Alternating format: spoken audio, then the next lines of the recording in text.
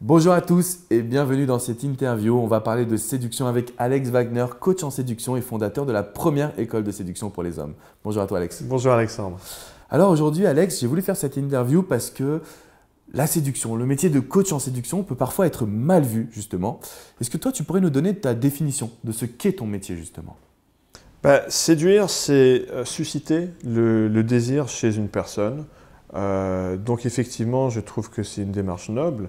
Ça consiste à décrypter les codes de la séduction pour faciliter la rencontre et aussi la transformation de cette rencontre en relation.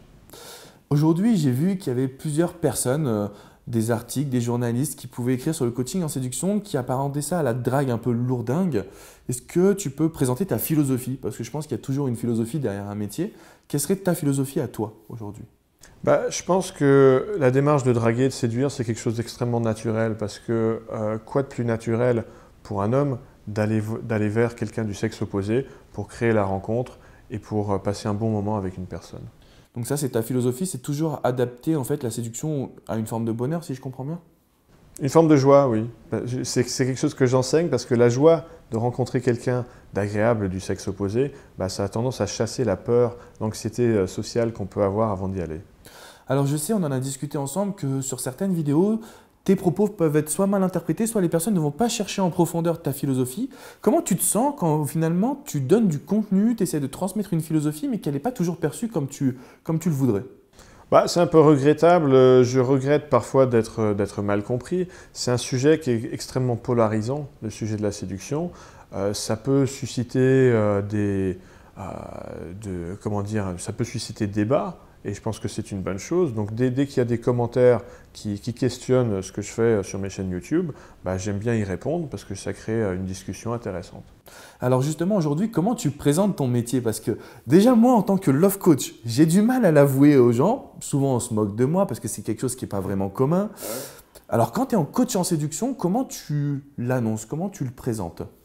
Je l'annonce un peu exactement comme ça. Je dis soit je suis coach en séduction, soit je dis j'ai une école de séduction pour les hommes, ou alors je vais dire j'aide les hommes à rencontrer les femmes et à les séduire. Et effectivement, là, il en suit fréquemment des discussions assez animées, assez passionnées, parce que c'est un sujet qui interpelle. Qu'est-ce que tu réponds aux personnes qui disent ouais, de toute façon, la séduction, c'est inné hein. Qu'est-ce que tu réponds à ça? C'est que de mon expérience, ça l'est pas vraiment, parce que j'ai galéré jusqu'à avoir 30 ans, j'en ai 42 aujourd'hui, donc j'en suis la preuve vivante que ça peut s'apprendre. Ok, super. Alors, toi, aujourd'hui, ce qui est important, c'est que tu fais partie de ces coachs en séduction qui n'hésitent pas à affirmer qu'ils ont une vie de famille, qu'ils ont une femme. Comment aujourd'hui tu as réussi à trouver ton équilibre entre ton métier de coach en séduction où tu peux aborder des femmes et le fait que tu aies une vie justement de famille, un équilibre? Oui, bien sûr que je l'affirme, tout simplement parce que ma femme, je l'ai rencontrée dans le métro. Je l'ai abordée dans le métro parisien. Ça, faut le faire quand même. Métro parisien, faut préciser en plus. Ouais. En plus, c'était à l'heure de pointe, j'étais en train de rentrer du boulot un soir. Et voilà, je suis allé la voir, je lui ai expliqué la situation. C'était pas évident parce qu'elle m'a tout de suite répondu que, un, elle était pressée et deux, elle allait rejoindre son mec. Donc voilà, c'était compliqué de la revoir derrière. Finalement, elle a quitté son mec, elle s'est mise en couple avec moi. Il faut dire qu'elle était avec lui que depuis 3 mois et elle avait 23 ans à l'époque. Donc tu vois, ce n'était pas une relation très installée. Et aujourd'hui, je suis pote avec son ex. Donc d'un point de vue moral, l'histoire se termine bien pour tout le monde. Ok, super. Et elle, comment elle a trouvé justement cet équilibre entre un mec plutôt beau gosse qui est coach en séduction et le fait qu'elle n'ait pas peur justement, le fait qu'elle te fasse confiance en quelque sorte? Ouais, c'est une question qu'on me pose souvent et qu'on pose souvent à ma femme d'ailleurs, qui répond toujours qu'elle est fière de ce que je fais. Parce qu'elle voit en atelier et via les témoignages email, elle voit la différence que je peux faire dans la vie des hommes en transférant ma propre expérience. C'est vrai qu'aujourd'hui, en tant que coach, on est vraiment dans un métier de l'humain. Et quelle est ta plus belle expérience? Quel est le plus beau témoignage que tu as reçu ou le moment où tu t'es dit « Waouh, là, mon métier il est vraiment fantastique ». Je pense à un cas en particulier, c'est un élève qui est venu, je crois que c'était il y a 2 mois en atelier, il est venu depuis la Suisse pour faire un atelier à Paris. Et déjà, ce qui m'a fait chaud au cœur, c'est le samedi soir, donc quand on s'est rejoint le dimanche après-midi, et qui m'a raconté la fin de sa soirée, parce qu'en fait, il avait conclu avec une fille suite à l'atelier du samedi soir, bah, il m'a expliqué qu'il avait passé la meilleure soirée de sa vie. Et surtout, ensuite, quand il m'a envoyé un email, après l'atelier, il m'a expliqué que dans le train, quand il rentrait en Suisse, bah, il était en train de pleurer de bonheur du fait de, comment dire, que sa zone de confort s'était tellement élargie qu'il avait ce sentiment de pouvoir proactivement solliciter les choses, se créer des opportunités dans sa vie, que voilà, c'est transformateur. Et ça rend mon métier extrêmement gratifiant. Et du coup, c'est pas le coach en séduction qui couche à droite à gauche, qui s'affirme, en gros, qui arrive à avoir plein de conquêtes. Là, on est vraiment dans l'épanouissement aussi de soi, dans la recherche de développement personnel aussi, en quelque sorte. Bah, je dirais que j'ai aucun jugement par rapport aux hommes qui ont plein de conquêtes. J'ai eu une phase dans ma vie où j'ai voulu multiplier les conquêtes, parce que je venais d'apprendre comment séduire.